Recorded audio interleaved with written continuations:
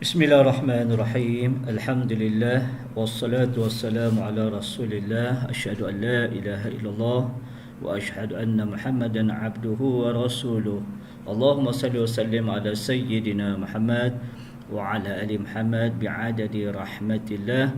Allahumma salli wa sallim ala sayyidina Muhammad wa ala ali Muhammad bi'adadi man shalla alaihi. Bismillahirrahmanirrahim. Allahumma aftah alaina hikmataka wanshur alaina min khazain rahmatika ya arhamar rahimin arhamna. Allahumma rabbi shrah li sadri wa yassir li amri wa hlul 'uqdatam min lisani yafqahu qawli. Rabbi zidni ilma warzuqna fahma. Walhamdulillahi rabbil alamin. Assalamualaikum warahmatullahi wabarakatuh. Murid yang dirahmati Allah Subhanahu wa taala.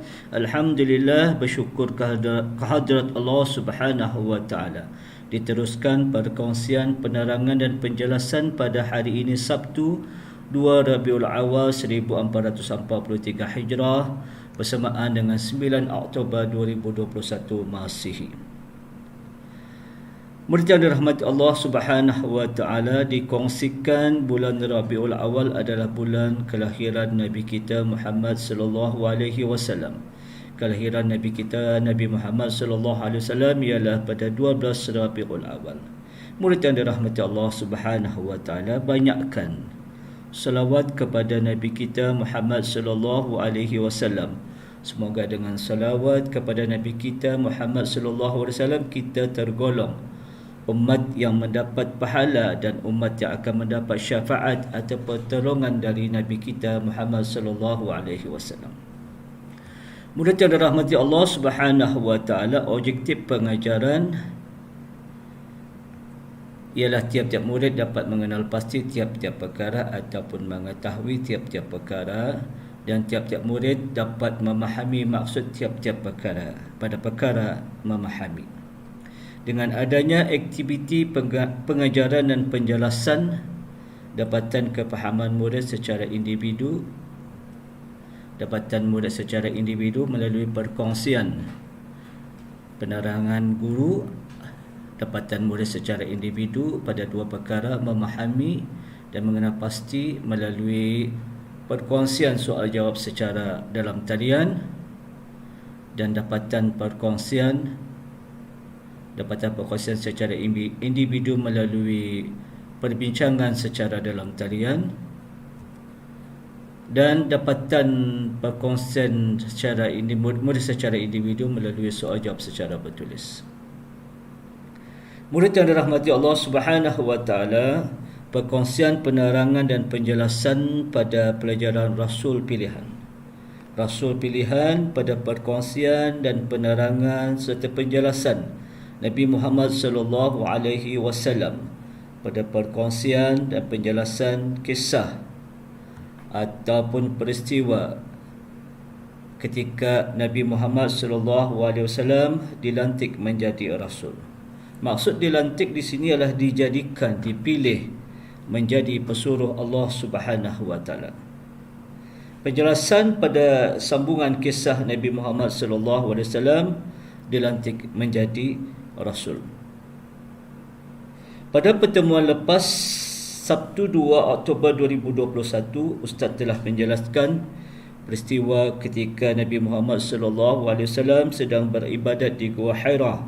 Kemudian Nabi didatangi atau datang malaikat Jibril alaihissalam.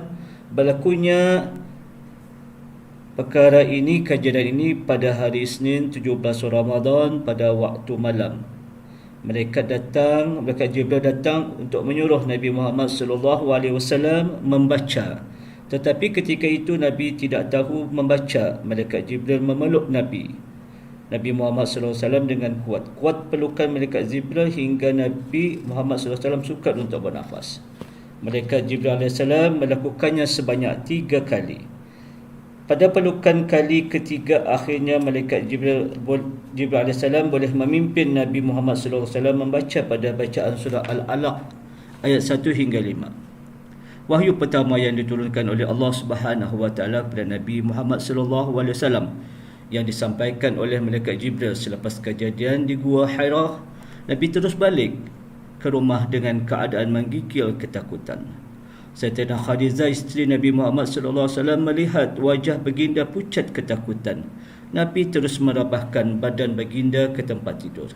Dan baginda Nabi Muhammad sallallahu alaihi wasallam menyuruh isterinya Sayyidatina Khadijah menyelimuti baginda. Diteruskan perkongsian penjelasan kisah seterusnya. Nabi Muhammad sallallahu alaihi wasallam dilantik menjadi rasul.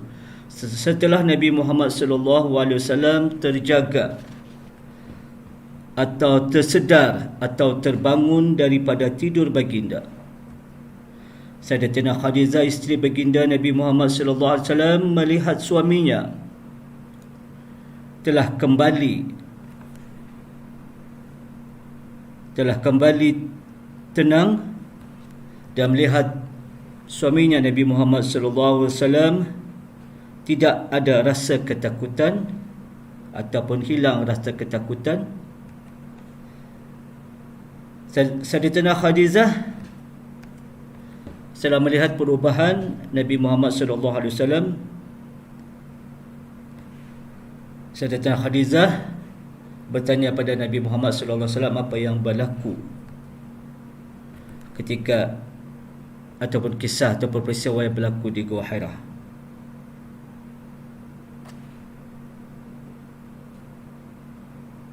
Pertanyaan Sayyidatina Khadijah lalu dijawab oleh Nabi Muhammad sallallahu alaihi wasallam. Nabi Muhammad pun menceritakan akan kejadian yang berlaku di Gua Hira semasa baginda sedang beribadat di Gua Hira pada malam Isnin 17 Ramadan.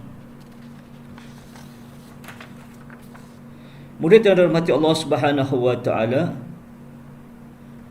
setelah Sayyidatina Khadijah mendengar penjelasan Nabi Muhammad sallallahu alaihi wasallam apa yang telah berlaku di Gua Hira, Sayyidatina Khadijah membawa Nabi Muhammad sallallahu alaihi wasallam berjumpa dengan sepupu Sayyidatina Khadijah isteri Nabi Muhammad sallallahu alaihi wasallam yang bernama Warqah bin Naufal.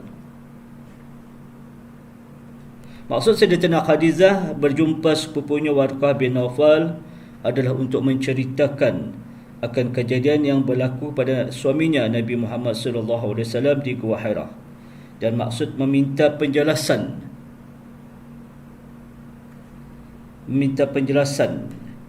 pada Warqah bin Naufal akan perkara ataupun kejadian yang berlaku kepada suaminya Nabi Muhammad sallallahu alaihi wasallam di Gua Hira pada 17 Ramadan.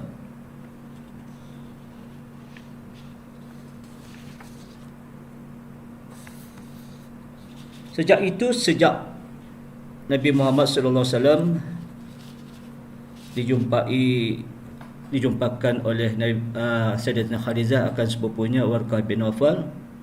Sejak itu Nabi Muhammad sallallahu alaihi wasallam mengetahui ataupun tahu bahawa baginda telah dilantik ataupun dipilih oleh Allah Subhanahu wa taala untuk menjadi seorang rasul ataupun menjadi pesuruh Allah. Pesuruh Allah dikongsikan berdiri rahmati Allah ialah menerima wahyu daripada Allah Subhanahu wa taala untuk dirinya dan diwajibkan menyampaikan wahyu kepada manusia lain. Wahyu adalah ajaran Islam yang mengandungi peraturan tertentu oleh Allah Subhanahu wa taala sebagai pendoa hidup. Inilah rasul pesuruh Allah. Murid yang dirahmati Allah Subhanahu wa taala, alhamdulillah sempurna dan selesai perkongsian pengajaran dan penjelasan pada pertemuan hari ini pada penerangan dan penjelasan Nabi Muhammad sallallahu alaihi wasallam dilantik menjadi seorang rasul. Semoga perkongsian, penerangan dan penjelasan ini dapat diikuti serta mendapat kefahaman. Ustaz akhiri pertemuan dengan bacaan surah Al-Asr. Bismillahirrahmanirrahim. Wal-'asr innal insana lafi khusr illa alladziina aamanu wa 'amilus shalihaat wa tawassaw bil haqq wa tawassaw bis sabr. Shadaqallahul azim. Sekian wabillahi taufiq wal hidayah. Assalamualaikum warahmatullahi wabarakatuh.